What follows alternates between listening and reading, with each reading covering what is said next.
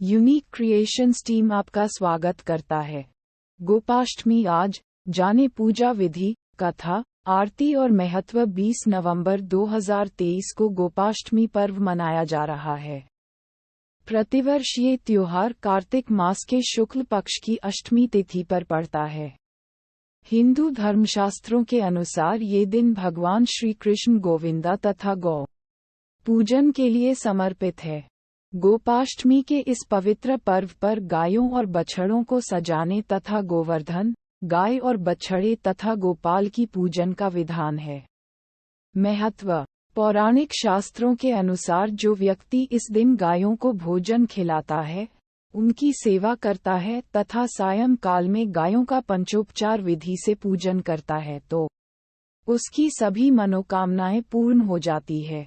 आज के दिन श्यामा गाय को भोजन कराने की बहुत अधिक मान्यता है।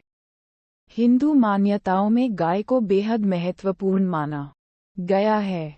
गाय को गौ माता भी कहा जाता है। गाय को मां का दर्जा दिया गया है।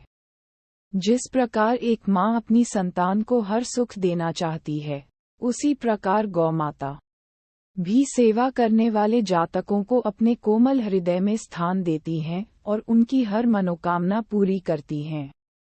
ऐसी मान्यता है कि गोपाष्टमी के दिन गौ सेवा करने वाले व्यक्ति के जीवन में कभी कोई संकट नहीं आता। गाय माता का दूध, घी, दही, छाछ और यहाँ तक कि उनका मूत्र भी स्वास्थ्यवर्धक कहा गया है। पौराणिक कथाओं में यह व्याख्या है कि किस तरह से भगवान कृष्ण ने अपनी बाल लीलाओं में गौ माता की सेवा की है। अतः ये त्योहार हमें याद दिलाता है कि हम गौ माता के ऋणी हैं और हमें उनका सम्मान और सेवा करनी चाहिए। पूजना विधि। गोपाष्टमी पर शुभ व ब्रह्म मुहूर्त में गाय और उसके बछड़े को नहला धुलाकर श्रृंगार किया जाता है। गाय को सजाने के बाद गौ माता की पूजा और परिक्रमा करें। परिक्रमा के बाद गाय और उसके बछड़े को घर से बाहर लेकर जाएं और कुछ दूर तक उनके साथ चलें। ग्वालों को दान करना चाहिए। शाम को जब गाय घर लौटती हैं, तब फिर उनकी पूजा करें। गोपाष्टमी पर गाय को हरा चारा, हरा मटर एवं गुड़ खिलाएं। जिनके घरों में गाय नहीं है, वे लोग गौशाला जाकर गाय की पूजा करें। उन्हें गंगा जल, फूल चढ़ाएं, गुड़, हरा चारा खिलाएं और दिया जलाकर आरती उतारें। गौशाला में खाना और अन्य वस्तु आदि दान भी करनी चाहिए। गोपाष्टमी के दिन जो व्यक्ति गाय के नीचे से निकलता, उसको बड़ा पुण्य मिलता है। शास्त्रों के अनुसार गाय में 33 करोड़ देवताओं का वास होता है और माता का दर्जा दिया गया है, इसलिए गौ पूजन से सभी देवता प्रसन्न होते हैं।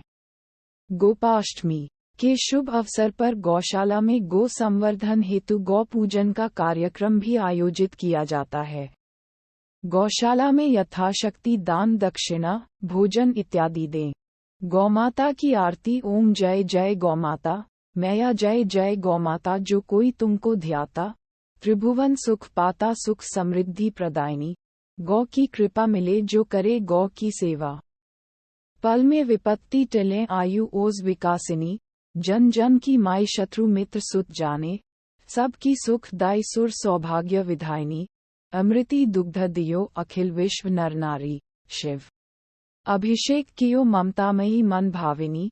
तुम ही जग माता, जग की पालनहारी। कामधेनु माता, संकट रोग विनाशिनी। सुर महिमा गाय, गौशाला की सेवा। संतन मन भाई, गौ मां की रक्षा हित। हरि अवतार लियो, गौ पालक गौपाला। शुभ संदेश दियो, श्री गौमाता की आरती। जो कोई सुत गावे, पदम कहत वे तरणी। भव से तर जावे। गोपाष्टमी की कथा। गोपाष्टमी पर्व की कथा के अनुसार बाल कृष्ण ने माता यशोदा से इस दिन गाय चराने की जिद की थी। यशोदा मैया ने कृष्ण के पिता नंद बाबा से इसकी अनुमति मांगी थी। नंद महाराज मुहूर्त के लिए एक ब्राह्मण से मिले। ब्राह्मण ने कहा कि गाय चराने की शुरुआत करने के लिए ये दिन अच्छा और शुभ है। इसलिए अष्टमी पर कृष्ण ग्वाला बन गए और उन्हें गोविंदा के नाम से लोग पुकारने लगे।